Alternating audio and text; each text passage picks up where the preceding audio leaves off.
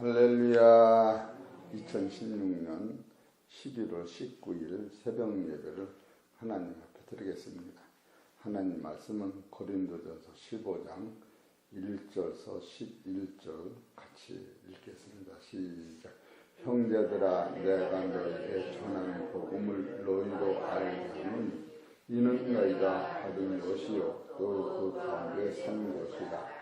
너희가 만일 나의 전한 그 말씀을 굳게 지키고 헛되이 믿지 아니하면 이로 말미암아 구원을 얻으리라. 내가 받은 것을 먼저 너희에게 전하노니 이는 성경대로 그리스도께서 우리 죄를 위하여 죽으시고 장사되는 데 되었다가 성경대로 사흘 만에 다시 살아나사 게바에게 보이시고 후에 12 제자에게 그 후에 500의 형제에게 일시에 보이셨나니 그 중에 지금까지 태반이나 살아있고 어떤 이는 잠들었으며 그 후에 야고보에게 보이셨으며 그 후에 모든 사도에게와 맨 나중에 만삭되지 못한 내게도 보이셨느니라. 나는 사도 중에 지극히 작은 자라. 내가 하나님의 교회를 핍박하였으므로 사도라 칭함을 받게 감당치 못할 자로라. 그러나 나의 나은 것은 하나님의 은혜로 된 것이니 내게 주신 은혜가 헛되지 아니하니 내가 모든 사도보다 더 많이 수고하였으나 내가 아니요 오직 나와 함께 하신 하나님의 은혜로라. 그러므로 내가 저희에게 이같이 전하네 저희도 이같이 믿느니라. 아멘. 오늘 하나님께서 저와 성도님들에게 주신 하늘의 생명에 만나는 매일매일 새벽마다 내렸던 것이 만나요. 오늘도 이 만나는 고린도전서 15장 1절서 11절에 있는 말씀에서 제목은 그리스도는 부활하셨다고 하는 말씀으로 9번째로 증거되는데 오늘 주 내용은 그리스도께서 보이시고 바울의 변화. 여기서 9절을 보세요. 나는 사도 중에 지극히 작은 자라. 내가 하나님의 교회를 핍박하였으므로 사도라 칭함을 받게 감당치 못할 자로라. 여기서 7절에 보면은 그 후에 야고보에게 보이셨으며 또 여기도 또 그 후에 모든 사도에게와 또 맨 나중에 만삭되지 못한 남자 같은 내게도 보이셨네. 그 보이셨다고 하는 것이 아주 중요한 것을 사도 바울은 여기서 어필하고 있어요. 7절에 그 후에 야곱에 보시고 그 후에 그러니까 누구든지 여기서 보이셨다고 하는 분은 누구냐 하면 부활하신 예수 그리스도께서 사도 바울을 찾아오셔서 보이시고 나니까 바울이 변하기 시작한 거예요.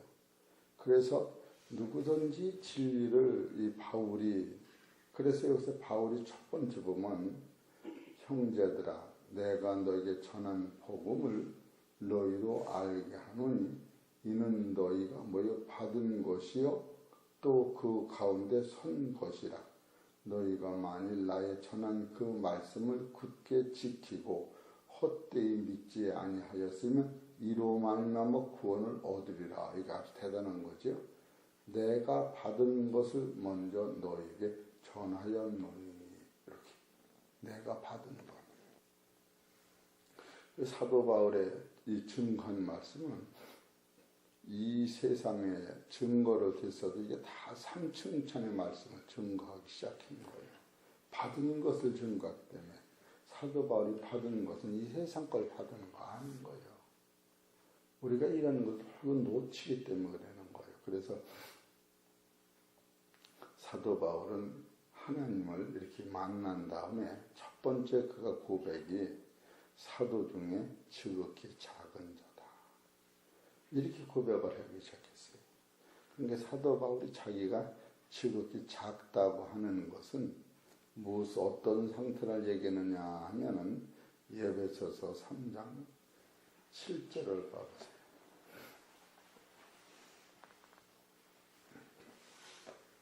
에베소 3장 7절 시작.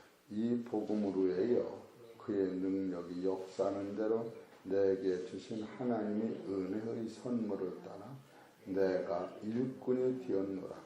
모든 뭐요? 성도 중에 지극히 작은 자보다 더 작은 나에게 이렇게 나와요. 그러니까 이 진리를 깨닫다고 하는 사람은 교만한 사람은 거기에 해당이 안 돼요.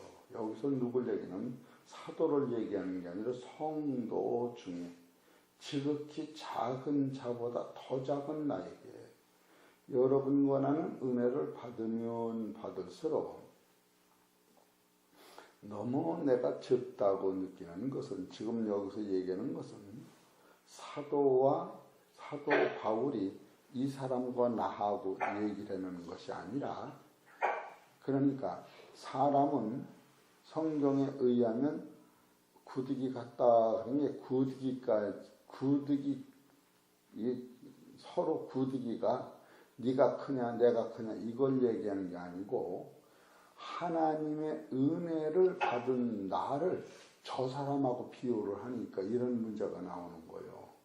여기서 성도 중에 지극히 작은 자보다 더 작은 나에게 이 은혜를 주신 것이 이렇게 나와요.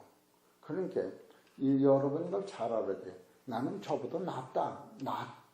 저보다 못하다 그 얘기를 쓰는 게 아니고 하나님의 은혜가 얼마나 크냐면 하나님의 은혜는 세상에서 잘나고 멋있고 지혜롭고 이런 사람한테 은혜를 주신 것이 아니라 세상 사람끼리 봐도 나는 십자가의 도를 핍박하고 교회를 망하게 한 참으로 이 평상시 이런 사람들이 할 수 없는 하나님의 대적이요 하나님을 괴롭혔던 그래서 이 사도 바울은 성도들 중에 지극히 작은 자보다 더 작다 이렇게 얘기하고 있는 거예요. 성도들을 모르고 죽이려 쫓아다녔기 때문에 그 성도들이 하나님이 사랑하는 아들을 모르는 거예요. 성도들은 하나님의 피로 값주고 사는 기회를 모르고 그들을 핍박하고 죽이려 다녔기 때문에 사도 바울은 성도 중에 지극히 작은 자보다 더 작은 나에게도 이것은 우리는 저 사람보다 내가 못났다 잘났다 이런 얘기를 한 것이 아니고 성도들은 하나님을 찬양하고 예배드리며 기도하고 영광을 돌렸는데 그들을 자기는 사도 바울은 안다고 하면서 그들을 하나님의 교회를 성도가 교회인데 교회를 핍박하신 그것을 생각할 때 나는 성도 중에 지극히 작은 자보다 더 작은 나에게 은혜를 주신 것은 이거를 깨달은 거예요. 측량할 수 없는 그리스도의 풍성을 이방인에게 전하게 하시고 영원부터 만물을 창조하신 하나님 속에 감추었던 비밀의 경륜이 어떠한 것을 드러내게 하려 하십니다. 이것은 예수님은 성경대로 우리의 죄를 지고 죽으셔서 4일 됐는데 4일 후에 성경대로 부활하셔서 야고보에게 나타나시고 12 제자에게 나타나시고 만삭되지 못하는 남자 같은 내게도 나타나셨다. 지금 이것을 이렇게 아주 논법이시 써나가고 있는 것을 볼 때에 여러분이 이런 것을 깨달을 때 사도 바울이 저 사람과 나 사람이 잘났다 못났다 이걸 얘기하는 것이 아니고 사도는 누굴 사도라고 하느냐 하면은 예수님의 말씀을 받은 자를 사도라고 하는 거예요. 성도는 누구를 성도라고 하느냐 하면 예수님이 나를 위해 피 흘려 죽으시고 저 사람을 위해 살으셨다고 그 영적 죽음에서 부활을 깨닫고 천국의 소망을 가진 사람은 다 성도라고 그러는데 그 사도 바울이 성도를 핍박할 적에는 그 수준에 미치지 못했다. 그가 학문이 짧고 못나서 그런 얘기가 아니라 자기는 영안이 떠지지 않아서 성도들을 죽이려 쫓아다녔기 때문에 저 성도 중에 지극히 작은 자보다 더 작은 나에게 이 은혜를 주신 것은 측량할 수 없는 그리스도의 풍성을 이방에게 전하게 하시고 영원부터 만물을 창조하신 하나님 속에 감췄던 비밀의 경륜이 어떠한 것을 드러내게 하려 하십니다. 이거는 말도 못하는 그 3층천의 사실을 이렇게 쭉쭉 써나가고 있는 거예요. 우리가 털고 성경을 그냥 털고 이 시대에서 그냥 이 세세권을 털고 얻으려고 써나가는 줄 알지만 실은 성경은 그렇지 않다고 하는 거예요. 여기서 에베소서 3장 10절에 보면 이는 이제 교회로 말미암아 하늘에서 정사와 권세자에게 하나님의 각종 지혜를 알게 하려 하심이라. 그 하늘의 사건을 알게 하는 거예요. 그 사도 바울이 내가 사도라 칭함을 받기에 감당치 못한다고 하는 이 말씀 안에는 사도 바울이 누구하고 비유를 하느냐면 성도들하고 비유를 했다. 첫 번째로. 두 번째로 사도 바울은 사도들과 또 비교를 했어요. 고린도후서 12장 11절.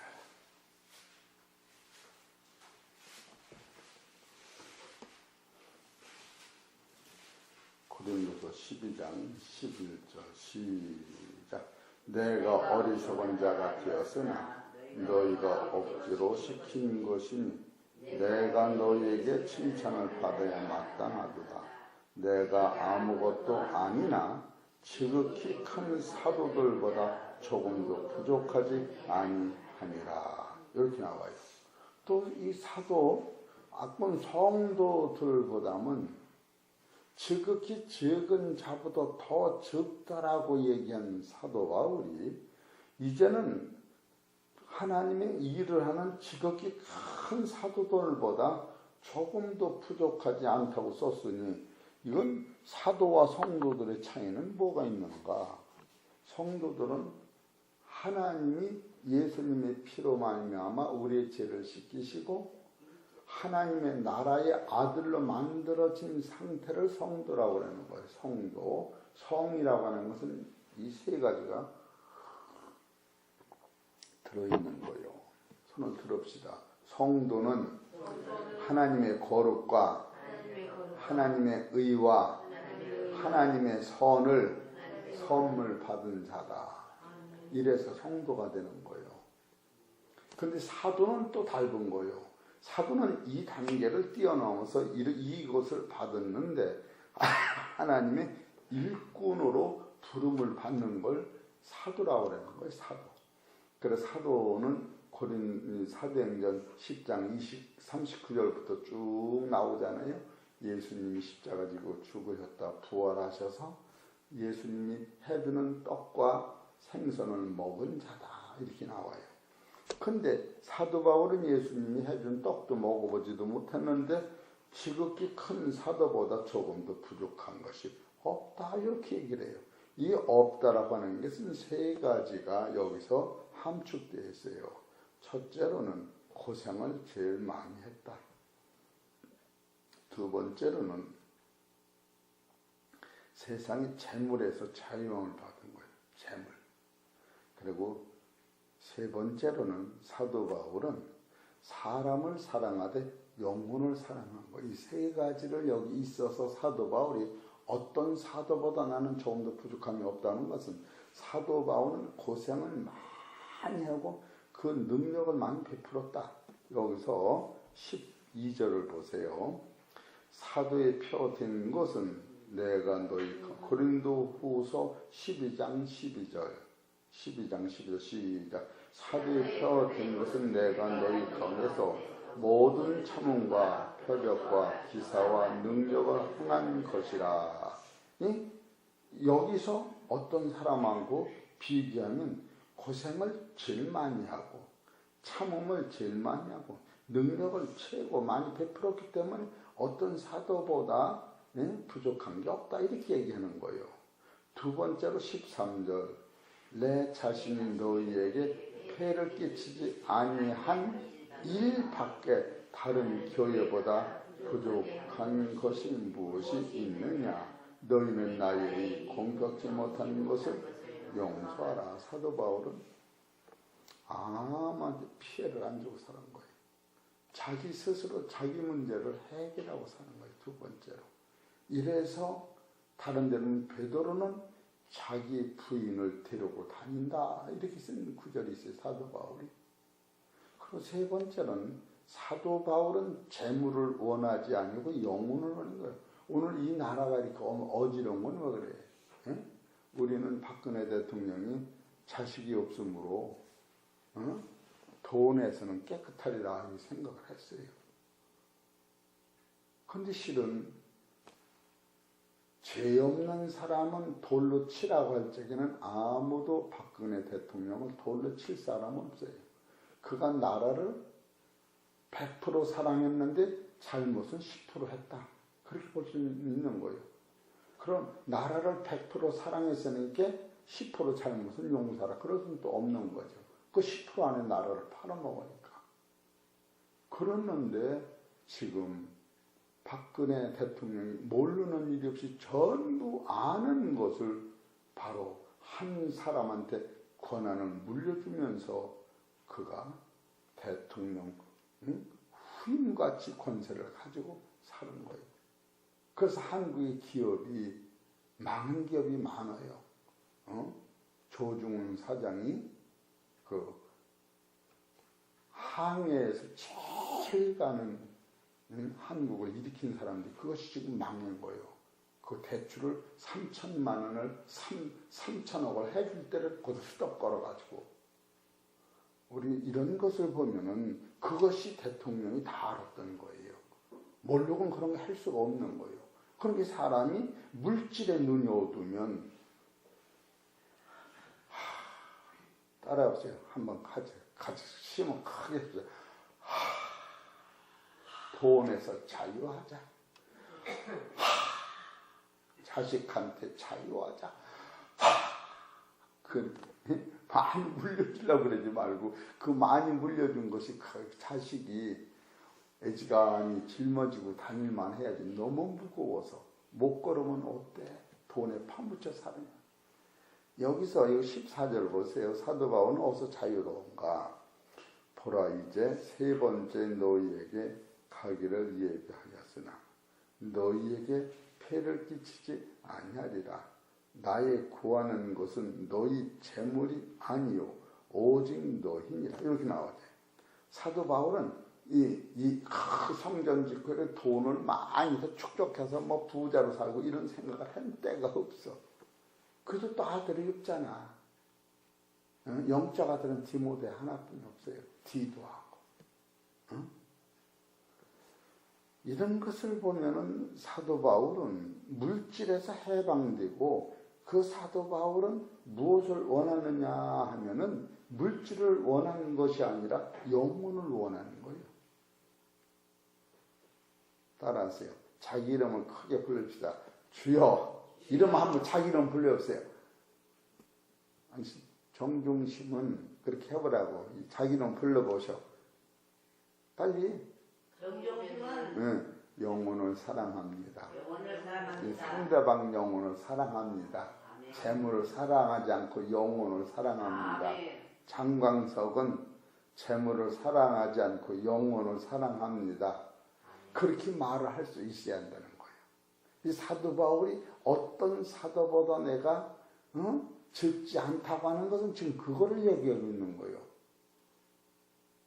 물질에서 자유를 받으면, 권세에서 자유를 받으면 이 돈이 왜 그렇게 필요하냐면 그냥 자손만대를 마치기 때문이라는 거예요. 그러나 네 영혼을 오늘 내가 걷어간지 누가 하냐? 그것이 누가복음 12장 13절에 이렇게 나오는 거예요. 사도 바울이 이와 같은 것을 우리가 깨달을 때 얼마나 사도 바울은 그리스도께서 보이신 후 바울의 변화, 즉 그걸 설계하는 거예요. 부활하신 예수님을 만난 다음에 사도 바울이 핵가닥 변하는 거예요. 정중중 원사님이 제일 통이 커, 속이 넓어. 그래서 욕을 해도 주머니가 커서 다 잊어먹어. 어떤 사람 누가 욕하면 주머니가 적어서 손만 넣으면 거기 찔려. 아이고 아파.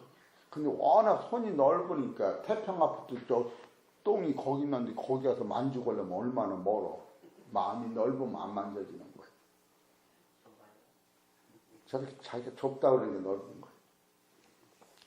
여러분, 내 마음이 넓으면 숨 쉬었으면 감사하고 진짜 감사뿐이 할 게 없는 거예요. 그걸 가지고 간 사람 하나도 없어요. 그래서 14절에 보면 보라 이제 세 번째 너에게 가기를 예비하였으나 너희에게 폐를 끼치지 아니하리라. 나의 구하는 것은 너희 재물이 아니요. 뭐요? 너희 재물이 아니요. 오직 너희니라. 이렇게 나와요. 어떤 때는 장로나 목사들이 교인 쳐다보고 아우 저건 1억짜리네. 저건 5천만 원짜리 그랬는데 그래 사장이 오면 그냥 굽실굽실 그냥 목사가 앞자리에 앉으라고 그랬는데 아마 그럴 리가 있겠어. 근데 성경에서는 사도 바울은 사람의 가꾼 재물을 보지 아니하고 그 영혼을 본 거예요. 우리 사랑하는 성도 여러분, 영혼을 사랑하시길 바랍니다. 그래서 미워도 사랑하는 거예요. 영혼 때문에. 그러고 나서 어린아이가 부모를 위하여 재물을 저축하는 것이 아니요 이에 부모가 어린아이를 위하여 하느니라. 내가 너희 영혼을 위하여 크게 기뻐함으로 재물을 허비하고 또 내 자신까지 허비하리니 너희를 더욱 사랑할수록 나는 덜 사랑을 받겠느냐 이렇게 써 있어요. 그리고 사도 바울은 다른 구절에 보면 내가 너희를 위하여 영혼을 먹였는데 물질로 봉사하는 걸 그렇게 자랑스럽게 하지 말아라. 그런 구절이 있어요. 그래서 목사는 여러분의 영혼을 위해 설계해 줄 때에 여러분은 김치를 담아줘야 돼요. 할렐루야. 이해가 되시죠? 목사 가르치는 김치만 담고 설교를 못해. 예. 이 사도 바울이 그런 것을 이렇게 써놨더라고. 야, 그런 걸 보면서 내가 설교를 이어서 할까? 시간은 22분 돼서. 그래서 사도 바울이 자기 고백 행간을 그냥 읽어드릴게요. 그래서 첫 번째 이와 같은 진리를 깨닫고 디모데전서 1장 15절에 나는 죄인 중에 괴수다 하고 이렇게 첫 번째 고백을 한 거예요. 따라서 나는 죄인 중에 괴수다 이렇게 했어요. 그러니까 누가 나더러 죄 많다고 해도 아유 저 사람 용해네 그렇게 해요. 따라서 이럴 때는 김민자 권사님 좋아. 내 집 봤냐? 뭐 내 집 봤냐? 그러지 말고 따라서 네 말이 맞아. 이래고 넘어가란 말이에요. 이해가 되시죠? 그리고 두 번째로 고린도서 15장 9절에 나는 사도 중에 지극히 작은 자다. 이건 하나님을 못 만나서 살았을 때에. 그리고 세 번째로 에베소서 3장 7절 8절에 보면 나는 모든 성도 중에 지극히 작은 자보다 더 작다. 이건 왜 그러냐면 성도는 이 사도 바울은 성도를 핍박했기 때문에 왜 성도들보다 더 작다고 했냐면 이 사도행전 8장 1절 2절 3절을 보면 스데반이 죽은 다음에 막 그냥 교회를 핍박하고 성도들을 막 가두고 죽이려 당했어요. 그렇기 때문에 모든 사도들보다 더 적은 자다 이렇게 고백한 거예요. 그럼 네 번째로 고린도서 15장 31절에 보면 나의 자랑을 두고 단언하노니 나는 날마다 죽노라. 따라하세요. 날마다 죽노라. 이 날마다 죽는 것이 세례예요. 이런 때는 머리를 이렇게 끄덕끄덕해요. 옳지. 따라서 죽자. 그러면 아주 편안해. 내가 살으면 입에서 원망이 바로 나와. 아이 더러워 그냥. 그렇지 마라. 그래서 내가 네가 더럽다고 한 그물을 네가 또 먹을 때는 어떻게 할래? 그러잖아. 그러니까 여러분 절대로 그런 관념으로 살면 안 됩니다. 죽는 것이 약이야. 5번째 빌립보서 2장 20절에 나는 살든지 죽든지 내 몸에서 그리스도가 존귀되게 나타난다. 그러니까 살아도 주의 주 살고 죽어도 주의 죽나니 사나 죽으나 나는 주의 것이라고 했는데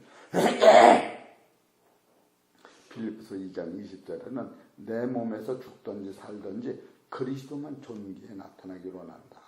그리고 6번째로는 고린도서 2장 2절에 나는 십자가에 못 박히신 예수 그리스도만 알기를 원한다. 십자가에 못 박히신 예수만 알기를 원한다. 그리고 7번째로 갈라디아 6장 14절 나는 그리스도의 십자가 이에는 결코 자랑하지 않는다.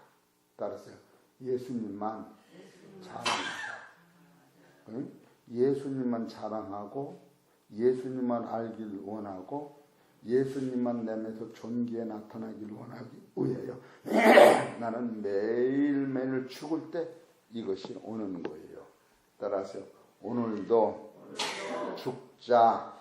그래야 맨날 이렇게 겸손히 이렇게 넘어지면은 더 행복한 게 없다고. 지금 이래서 이 본문을 보면 나는 사도 중에 특히 작은 자라 내가 하나님의 교회를 핍박하였으므로 사도라 칭함을 받기에 감당치 못할 자라. 이 감당치 못한다고 하는 것은 마태복음 11장 29절에 수고하고 무거운 다 내게로 내가 너를 편히 시리라. 나는 마음이 온유하고 겸손하니 와서 배우라. 사도 바울이 겸손을 써나가는 거예요.